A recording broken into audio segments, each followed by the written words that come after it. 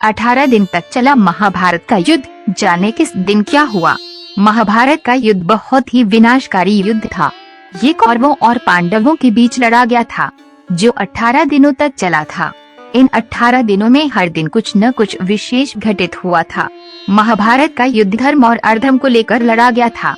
कौरव जो अधर्म के साथ थे, पांडव धर्म का पालन करते हुए अपने अधिकारों के लिए कुरुक्षेत्र में लड़ रहे थे। महाभारत का युद्ध मार्गशीर्ष शुक्ल 14 से प्रारंभ हुआ था, जो लगातार 18 दिनों तक चला था। 18 दिनों तक चलने वाले इस युद्ध में जो कुछ घटित हुआ, जो लोगों के लिए आज भी शिक्षा, संदेश और उपदेश की तरह है, आइए जानते हैं। कुरुक्षेत्र की रणभूमि में 18 दिनों में क्या क्या घटित हुआ। कुरुक्षेत्र के करीब 40 किमी दायरे में लड़ा गया महाभारत का युद्ध 18 दिनों तक चला था। इस युद्ध में स्वयं भगवान कृष्ण भी शामिल थे, लेकिन उन्होंने हथियार न उठाने का प्रण लिया था, इसलिए वह अर्जुन के साथी बने। आर्यभट्ट के अनुसार महाभारत का युद्ध 18 फरवरी 3102 ईसा पूर्व हुआ था। महाभारत युद्ध के दौरान ऐसा कोई राजा नहीं बचा था जो इस भीषण युद्ध का हिस्सा न बना हो। यहाँ तक कि रानियां भी अपने स्तर से इस युद्ध में शामिल हुई। महाभारत युद्ध में करीब 1.25 करोड़ योद्धा सैनिक वीरगति को प्राप्त हुए थे। इनमें करीब 70 लाख कौरव पक्ष से तो 44 लाख लोग पांडव सेना से मारे गए थे। महाभारत युद्ध को लेकर कहा जाता है कि यहाँ इतना खून बहा कि अब तक वहाँ की मिट्टी लाल है। महाभारत के युद्ध में पांडवों के सेनापति धृष्टद्युम्न थे और कौरवों के सेनापति थे भीष्म। आइए जानते हैं कि युद्ध के 18 दिनों में किस दिन क्या हुआ। महाभारत का पहला दिन। महाभारत के युद्ध के पहले दिन पांडवों के सेनापति धृष्टद्युम्न थे और कौरवों के सेनापति थे भीष्म। पहले दिन से ही महाभारत का युद्ध बड़े ही भयंकर रूप से प्रारंभ हुआ। महाभारत के प्रथम दिन पांडव और उनकी सेना को भारी हानि हुई थी। पहले दिन कौरवों ने पांडवों पर बढ़त बना ली। पांडवों की तरफ से 2 महान योद्धाओं विराट नरेश के पुत्र उत्तर और श्वेत को शल्य और भीष्म ने मार दिया। भीष्म पितामह ने पांडवों के कई सैनिकों को मृत्यु की नींद सुला दिया। पहले दिन की यदि तुलना की जाए तो कौरवों के लिए ये दिन उत्साह भरा था, वहीं पांडवों के लिए निराशाजनक। महाभारत का दूसरा दिन।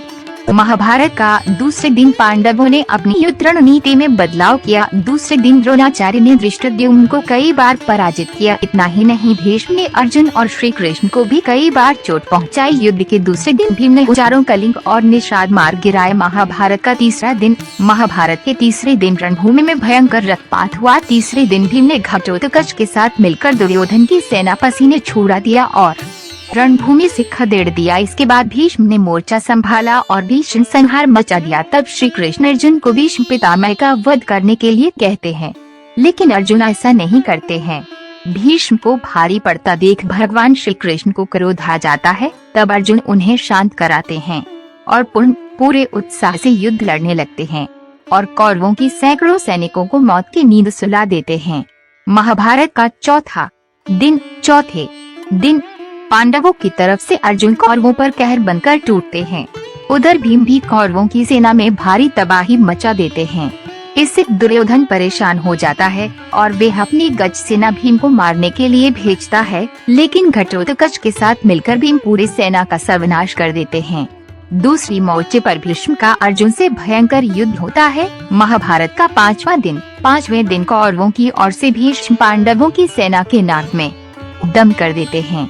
तब भीष्म को रोकने के लिए पांडवों की तरफ से अर्जुन और भीम को मोर्चा लेने के लिए उतारा जाता है। महाभारत का छठवां दिन। छठे दिन कौरवों और पांडवों के बीच भयंकर युद्ध होता है। धरती दोनों ही सेना के सैनिकों से लाल हो उठती है। छठवें दिन पांडव कौरवों पर पड़ जाते हैं। इससे दुर्योधन क्रोधित होता है। तब भीष्म उसे आश्वासन देते हैं और समझाते हैं और 7वें दिन की रणनीति बनाते हैं। महाभारत का 7वां दिन। 7वें दिन अर्जुन कौरवों की सेना की नींद उड़ा देते हैं। अर्जुन के तीरों की वर्षा के आगे कौरवों की सेना में भगदड़ मच जाती है। लेकिन जैसे जैसे समय बीतता है कि भीष्म पांडवों की सेना पर हावी हो जाते हैं, लेकिन तब सूर्य अस्त हो जाता है और युद्ध थम जाता है। महाभारत का 8वां दिन। महाभारत युद्ध का 8वां दिन बहुत भयानक था। 8वें दिन का युद्ध भी घनघोर था। डंडा। इस दिन अर्जुन की दूसरी पत्नी उलूपी से उत्पन्न पुत्र महारथी ऐरावान मारा गया। उसकी मृत्यु से अर्जुन बहुत क्षुब्ध हो उठे। उन्होंने कौरवों की अपार सेना नष्ट कर दी। उस दिन का भीषण युद्ध देखकर दुर्योधन कर्ण के पास गया।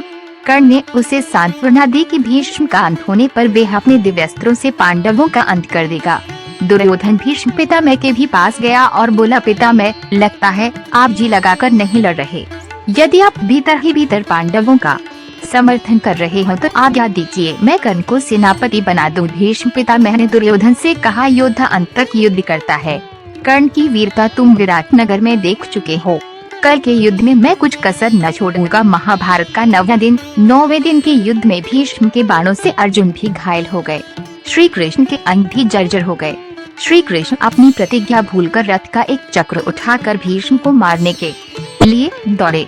अर्जुन भी रथ से कूदे और कृष्ण के पैरों से लिपट पड़े। संध्या हुई और युद्ध बंद हुआ। रात्रि के समय युधिष्ठिर ने कृष्ण से मंत्रणा की। कृष्ण ने कहा कि क्यों न हम भीष्म से ही उन पर विजय प्राप्त करने का उपाय पूछें। श्री कृष्ण और पांडव भीष्म के पास पहुँचे। भीष्म ने कहा कि जब तक मैं जीवित हूँ तब तक कौरव पक्ष जय है। भीष्म पितामह ने अपनी मृत्यु का रहस्य बता दिया कि यदि कि युद्ध में कोई स्त्री मेरे से युद्ध करने आएगी तो मैं शस्त्र त्याग दूंगा और मैं अस्त्र नहीं चलाऊंगा। महाभारत का 10वें दिन के युद्ध में शिखंडी पांडवों की ओर से भीष्म पितामह के सामने आकर डट गया, जिसे भीष्म स्त्री मानते थे। देखते ही भीष्म ने अस्त्र परित्याग कर दिया। श्री कृष्ण के कहने पर शिखंडी की आड़ लेकर अर्जुन ने अपने बाणों से भीष्म को जर्जर कर दिया तथा वे रथ से नीचे गिर पड़े, पर पृथ्वी पर नहीं, तीरों की शैया पर पड़े रहे। भीष्म के गिरते ही दोनों पक्षों में हाहाकार मच गया। कौरवों तथा पांडव दोनों शोक मनाने लगे। भीष्म ने कौरव पांडवों को जाने की आज्ञा दी और कहा, सूर्य के उत्तरायण होने पर मैं प्राण त्याग करूंगा। महाभारत का 11वें दिन भीष्म के बाण शैया पर गिर जाने के बाद जब दुर्योधन शोक से व्याकुल हो उठा, तब आचार्य द्रोणाचार्य ने सेनापतित्व का भार ग्रहण किया। कर्ण पहली बार युद्ध में आते हैं। द्रोणाचार्य और धृष्टद्युम्न में बड़ा भयंकर युद्ध हुआ जो यमलोक की आबादी को बढ़ाने वाला था।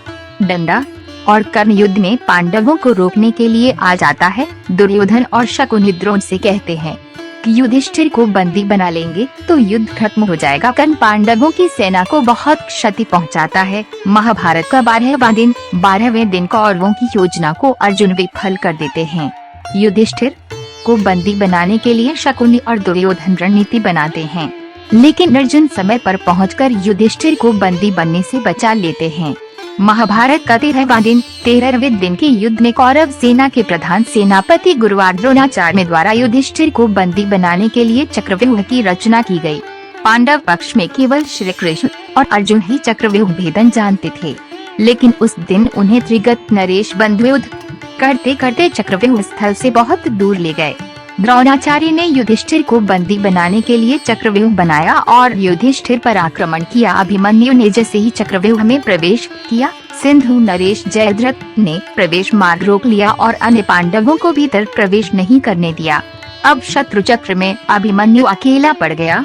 अकेला होने पर भी वो वीरता से लड़ा और उसने अकेले ही कौरव सेना के बड़े बड़े योद्धाओं को परास्त किया, जिनमें स्वयं कर्ण, द्रोण और दुर्योधन भी थे। कर्ण और दुर्योधन ने गुरुवार द्रोण के निर्देशानुसार अभिमन्यु का वध करने का निर्णय लिया। उन सभी ने युद्ध के सारे नियमों को भुलाकर अभिमन्यु पर एक साथ आक्रमण करना प्रारंभ कर दिया। सभी ने घेरकर अभिमन्यु को मौत की नींद सुला दिया। युद्ध समाप्ति पर जब अर्जुन को ये पता लगता है कि अभिमन्यु के मारे जाने में जयद्रथ का सबसे बड़ा हाथ है, तब उसने यह प्रतिज्ञा की कि अगले दिन का सूर्यास्त होने से पूर्व वह जयद्रथ का वध कर देगा, अन्यथा अग्नि समाधि ले लेगा। महाभारत का 14वां दिन अर्जुन पुत्र की मौत का बदला लेने की प्रतिज्ञा करते हैं। कौरव साजिश रचते हैं और जयद्रथ को छिपा देते हैं। इस बीच अंधेरा छा जाता है। ये श्री कृष्ण ने रची थी, लेकिन अर्जुन निराश होकर समाधि लेने की तैयारी करने लगते हैं। लेकिन तभी अन्य वक्त पर श्री कृष्ण द्वारा किए गए सूर्यास्त के कारण जयद्रथ बाहर आ जाता है। तभी श्री कृष्ण अर्जुन से जयद्रथ का वध करने के लिए कहते हैं, क्योंकि ये सूर्य ग्रहण था। सूर्य निकलते ही अर्जुन जयद्रथ का वध कर देते हैं। महाभारत का 15वां दिन। इस दिन पांडव छल से द्रोणाचार्य को अश्वत्थामा की मृत्यु का विश्वास दिला देते हैं, जिससे निराश हो द्रोणाचार्य शस्त्र त्याग कर समाधि ले लेते हैं। इस दशा में धृष्टद्युम्न द्रोण का सिर काट कर वध कर देता है। महाभारत का 16वां दिन। इस दिन कर्ण कौरव सेना के सेनापति बनते हैं। और पांडव सेना का भयंकर संहार करता है। श्री कृष्ण के कहने पर घटोत्कच को युद्ध में विनाश शुरू कर देता है और घबराकर कर्ण अर्जुन के लिए वासवी शक्ति से घटोत्कच का वध कर देते हैं और कर्ण नकुल सहदेव को हरा देता है, लेकिन कुंती को दिए वचन के कारण उन्हें मारता नहीं है। भीम दुशासन का वध कर देते हैं और प्रतिज्ञा को पूरी करते हैं। महाभारत का 17वां दिन। 17वें दिन कर्ण भीम और युधिष्ठिर को हरा देता है, लेकिन कुंती को दिए वचन के कारण उन्हें मारता नहीं है। अर्जुन और कर्ण में भीषण युद्ध होता है और युद्ध में कर्ण के रथ का पहिया भूमि में धंस जाता है। तब कर्ण पहिया निकालने के लिए नीचे उतरता है और उसी समय श्री कृष्ण के कहने पर अर्जुन कर्ण का वध कर देता है। महाभारत का 18वां दिन। इस दिन भीम दुर्योधन के शेष भाइयों को मार देते हैं। उधर सहदेव शकुनी को मौत के घाट उतार देते हैं। अपनी पराजय मानकर दुर्योधन एक तालाब में छिप जाता है, लेकिन पांडव उसे ललकारते हैं और भीम से उसका गदा युद्ध होता है। भीम छल से दुर्योधन की जंघा पर प्रहार करते हैं, इससे दुर्योधन की मृत्यु हो जाती है। दुर्योधन की मौत होते ही पांडव विजयी जाते हैं। महाभारत के युद्ध में कई लोगों की मृत्यु हुई थी। कुछ प्रमुख लोगों की मृत्यु के दिन ये है। पहले दिन विराट नरेश के पुत्र उत्तर और श्वेत को भीष्म पितामह और शल्य ने मार दिया। 8वें दिन अर्जुन की दूसरी पत्नी उलूपी से उत्पन्न पुत्र महारथी ईरावान मारा गया। 10वें दिन भीष्म घायल होकर शरशैया पर लट गए। 13वें दिन अर्जुन के पुत्र अभिमन्यु का बेरहमी से वध 7 महारथियों ने मिलकर वध कर दिया। 14वें दिन दुर्योधन के जीजा और दुशीला का पति जयद्रथ का वध अर्जुन ने किया। 15वें दिन धृष्टद्युम्न द्रोणाचार्य का वध कर देते हैं। 16वें दिन भीम का पुत्र घटोत्कच का वध कर्ण ने किया और भीम ने दुशासन का वध किया। 17वें दिन अर्जुन ने कर्ण का वध किया। अर्जुन ने कर्ण पर वज्रास्त्र का प्रयोग किया था। 18वें दिन भीम ने दुर्योधन का वध किया। महाभारत के युद्ध के अंत में पांडवों की ओर से 5 भाइयों समेत 14 लोग जीवित बचे। वहीं कौरवों की तरफ से जीवित रहने वालों में द्रोणाचार्य के पुत्र अश्वत्थामा, कृतवर्मा और कौरवों और पांडवों के गुरुवार कृपाचार्य थे। साथ ही धृतराष्ट्र और एक दासी का पुत्र युयुत्सु भी इस युद्ध में जीवित था। युयुत्सु धृतराष्ट्र का पुत्र होने की वजह से युयुत्सु भी कौरव ही था, लेकिन धर्मात्मा होने से उसने पांडवों की तरफ से युद्ध लड़ा था। आपको ये वीडियो अच्छी लगी तो लाइक करके जय श्री राम अवश्य लिखें। आपके सुझावों का हमें इंतजार रहेगा। नमस्कार। जय